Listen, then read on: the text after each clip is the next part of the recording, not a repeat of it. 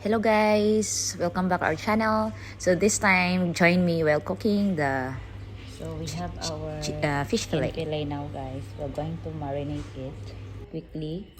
Just small, a bit of spices before we're going to pan fry them.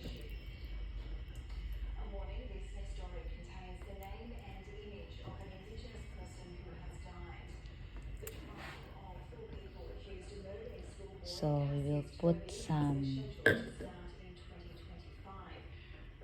This is white pepper.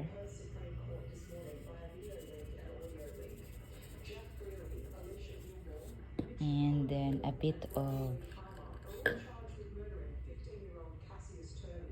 So guys, we put some spices already.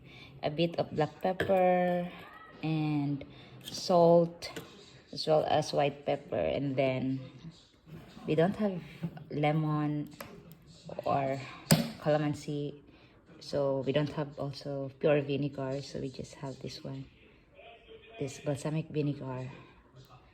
So that's it. So we'll wait.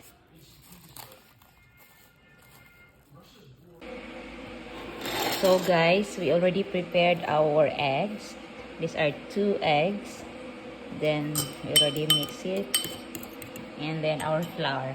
Since we don't have breadcrumbs, unfortunately, we will just be using our flour instead of breadcrumbs. Like later on, we're gonna pan fry this. So we'll just wait for a little while we are marinating our fish fillet.